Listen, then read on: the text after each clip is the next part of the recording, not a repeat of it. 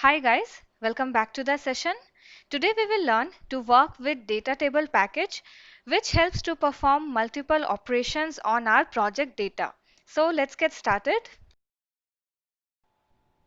So here I have two Excel files with me. First is employee department with the records employee name and their department. And the second Excel file is for employee salary with the records employee name and their salary. Now let's say that there is a project requirement to combine the records from these two files into a new file. That means there will be a new file which will hold the records employee name, their department and their salary. So let's see how we can create this project in Automation Anywhere using the data table package. So let's move to Automation Anywhere, and here I'm inside the control room of Automation Anywhere A2019. Let's quickly build our bot under operations on project data.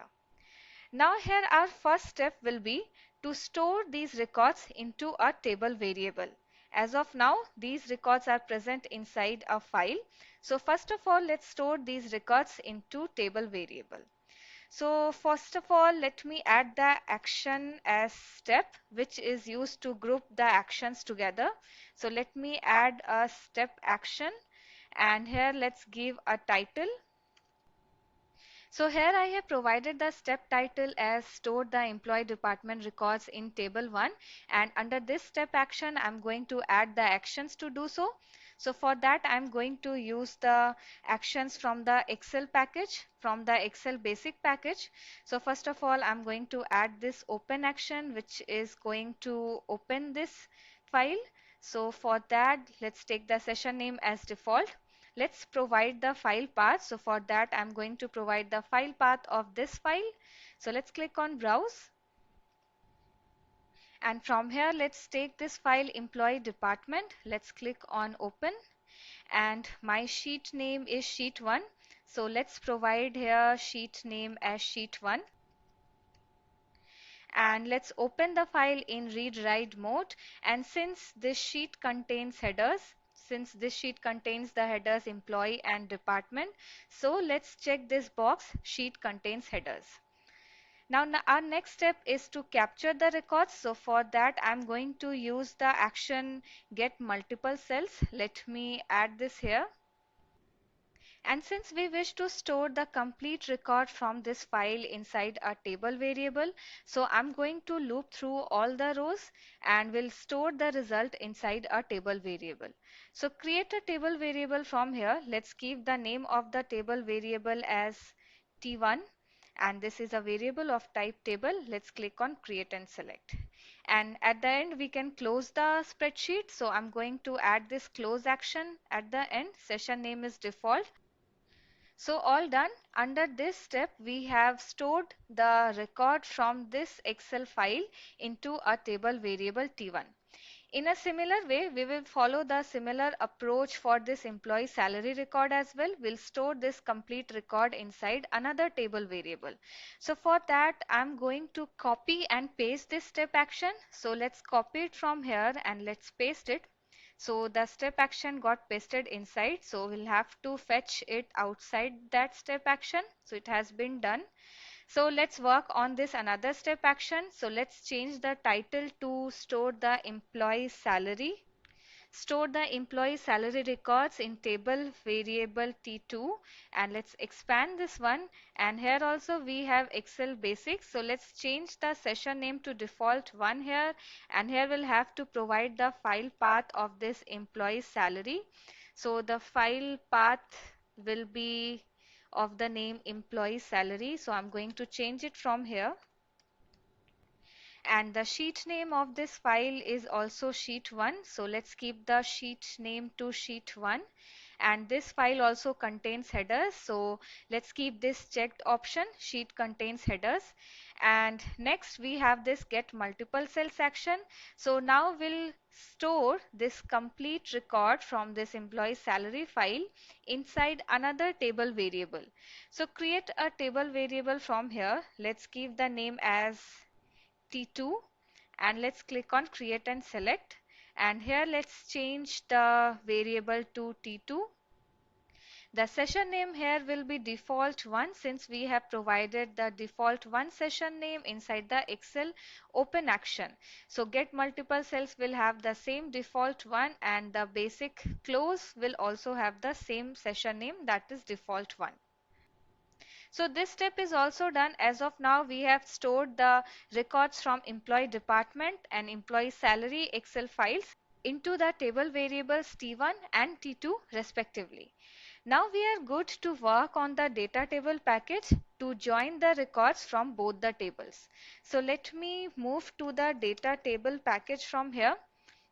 So this is the data table package where we have multiple of actions. We want to join the records from the table variable T1 and T2. But before that, if you notice inside this employee department record, here you see we have a similar record repeated two times. That is Jill, employee name as Jill and department as 102.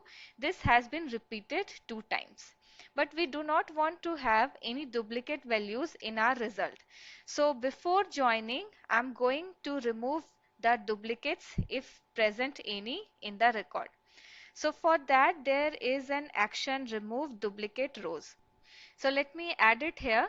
Now before this one, I'm going to add one more step action as well. So let's add a step action and let's provide a title here. Let's provide the title as project data operations, and we will add this action inside this step. Now to remove the duplicate rows from a table variable, we'll have to provide the table variable over here. So let's provide the T1 table variable which we just created, and I'm also going to add data table. Let's move over here, and I'm also going to add one more remove duplicate rows to remove the duplicate rows if they are present inside the table variable T2. Now we are good to combine the records from employee department and employee salary. So for that I'm going to use this join action. So let's add the join action, which is used to join two data tables together. So first of all, I'm going to provide the first data table name, which is the T1. Now here we'll have to also provide the column name based on which we want to join the data tables. Now here if you notice, we have a common column as employee with the employee names which is present in this record as well and in this record as well. So I'm going to take the column as employee. Let's take the second data table name which is T2, and the similar column name I'm going to take here employee. Next, we will select the type of join as there are different types of join present. So first of all, I will go with this inner join which returns only those records that have matching values in the employee column. So let me show you what I mean. We have two records, first in the table variable T1 and second in the table variable T2. Now if you notice the employee names, this John, Jill, Mike and Betty is present in this record, and this John, Betty, Mike and Jill are present in this record as well. So that means these names are common in both the records. Whereas this Dan employee is present only in this record and this Cindy is present only in this record. So the result of the inner join will have the records for John, Jill, Mike and Betty as these names are present in both the records. So let me show you this one in Automation Anywhere as well. So we have selected the inner join and we'll have to select the name of the data table to which the result will be assigned. So for that I'm going to create another data table. Let me give the name as T3 and let's click on create and select. Now we want to write this T3 variable inside a file. So for that I'm going to use this action write to file, which is used to write data table to a specific file. So from here let's select the data table name as T3, which is our result data table. Here we'll have to provide the file name. So let me provide the file name. I'm going to provide the file name as inner join result, and I'm going to take a CSV file. So I have provided the extension as .csv. Now since this file does not exist, so I want to create the file during the execution time. So I have checked this box and I want to override the already existing file if the file is already existing. So I have checked this box and everything is done. So our project is ready now.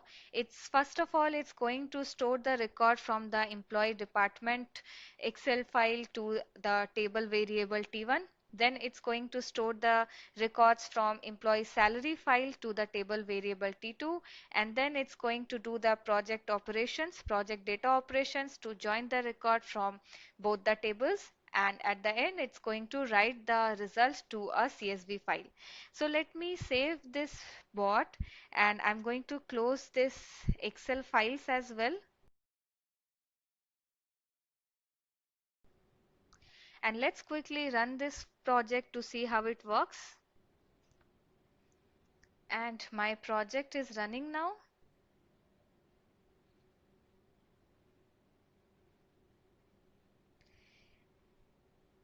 And it is over. Let's close this one and let's quickly move to the result file. So this is our result file, that is inner join result. Let's open this file. And this is the complete result of inner join with the records employee name, department and salary. Here you notice the employee names which were present in both the files, that is John, Jill, Mike and Betty. Only those records are present. So our project is successful. Let me quickly show you the results of other joins as well. Let me show you. So we already seen this inner join and hopefully it is clear. Now moving to the next join type, which is left outer join, which returns all the records from the first table and the matched records from the second table. So let me open the Excel files for the better understanding. So this inner join returned the results with the employee names which were present in both the tables. Now if I talk about the left outer join, it is going to return all the records from the first table. So it will have the Cindy as well in the records. It will have the Cindy as well in the results. So in the left outer join, it is going to return all the records from the first table and the matched records from the second table. And the opposite will be the case for right outer join.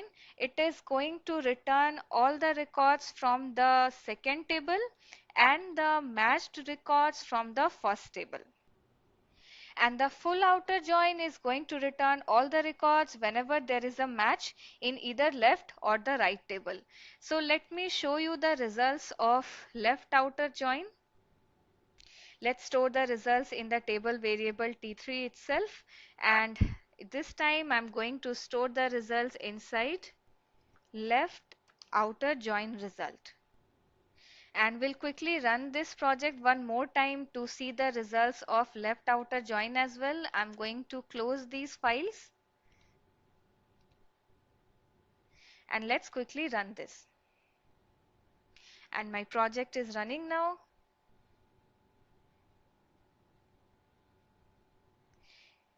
And it is over. Let's move to the result file. So here I have the left outer join result. Let me open this file. So this is the result of left outer join as expected.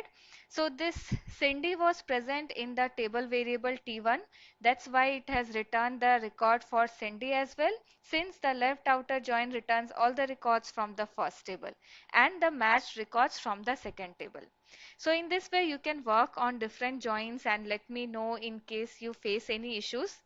And now that we are familiar with the join, let's try to understand about the merge action as well, in what scenarios we can use the merge action. So let me show you with the help of an example. So as of now, we are aware of this employee department file with the employee name and the department. Now after a few days, we got some additional employee department records in this file, employee department additions, with new employee names and their departments. Now, in such cases, we want to merge the employee names and department from both these files, and in such cases, we use the merge action. So let's see how we can use the merge action in the automation anywhere, and we will also sort the departments. We will also sort the result in ascending order of the department number. As you can see, these are not in a sequence. So we will sort the result at the end. So let's see how we can work on this one. So let me disable these two actions. These are not required as of now. So I'm going to disable these two actions, and I'm going to add one more action for the addition file. So let's copy this one and let's paste it, and the step got pasted here, so I'm going to keep it outside. So under this first step action, we are going to store the employee department record inside the table variable T1, and in the second step we are going to store the employee department addition results in the table variable, let's say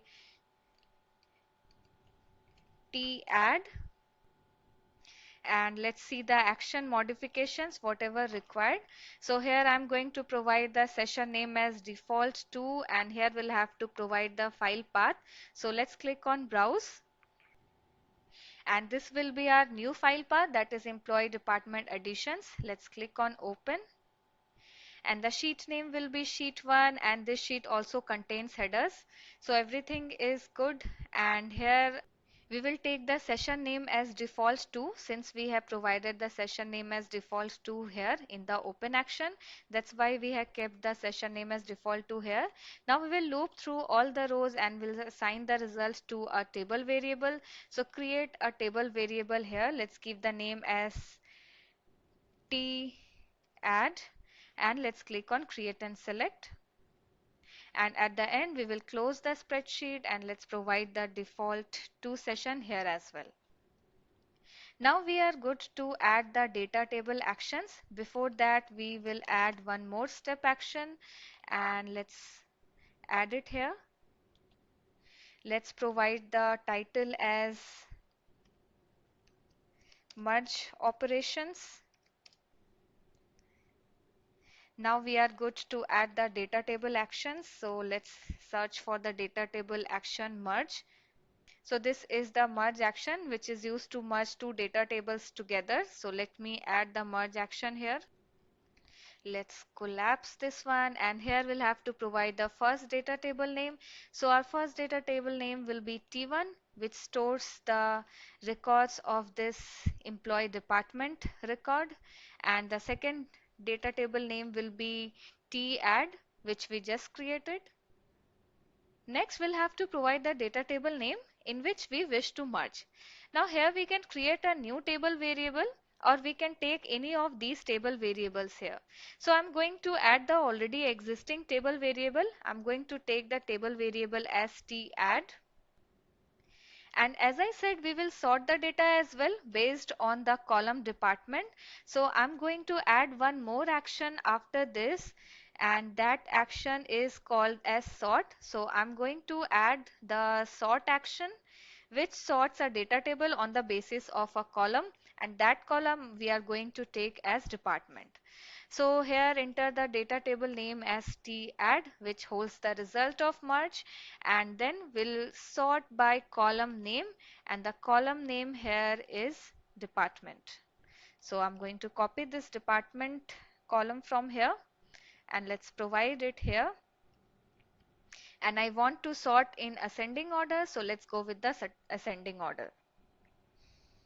So now this tadd table variable holds the record of employee name and department from both the files. Also, if you wish to perform any insert or delete operations on rows and columns, you can do so in this table variable. So let me show you one more example to insert a row inside this table variable tadd. So for that I'm going to add this insert row. So let's see what all details we'll have to provide to insert a row. So first of all, we'll take the data table name. So this is the data table name. Let's select this one. Next, we also have the option to insert row at a particular index. So here we have three options. We can take the first position to insert the row at first position or at last position or at specific index. So I want to insert at last position, and next the row which we wish to insert will be of variable type record. So let's create a record variable from here. Let's give the name of the record variable as new row, and let's provide a default value for this new row record variable. So click on add, and from here let's provide the name as employee of type string, and let's provide the value as, let's provide the employee name as Nick, and this will be present at index 0. Let me add the value for index 1 as well. Let me provide the name as department, and the value let's provide as 799, and let's click on create. So this new row record variable which we created will be added at the last position of this t add table variable. So everything is done. At the end, let me write the results to a file. So for that, I'm again going to add write to file action. Let me add the data table as tadd, and here we'll have to provide the file name with the complete path. So I'm going to provide the file name as merge results .csv. I'm taking a CSV file. So create a folder since this file does not exist, and override if the file is existing file. So everything looks good. I'm going to save this one, and let's close these Excel files. Let's close this. Let's close this as well. And let's quickly run this project to see how it works. And my project is running now and it is over. Let's close this one and let's quickly move to our result file. So here I have this merge result file which got created. Let me quickly open this one. So this is the merge result. The records got merged from both the files which we had for employee department. Also, if you notice this department column, it got sorted in the ascending order since we have used the action to sort in ascending order. And this last row, if you notice, this is the result of the insert row action which we added with the record variable. So that's all for this session, guys. In this way we can work on the data table package. It's very helpful while working on the project data. It helps us to do the project operations, project data operations very easily. So that's all for this session, guys. I hope you enjoyed this video, and if you did, give it a like and share with your friends. Hit the bell button to get the updates on the latest videos, and if you have not yet subscribed to our channel, please subscribe to our channel as well, and I will see you soon in the next one. Bye bye.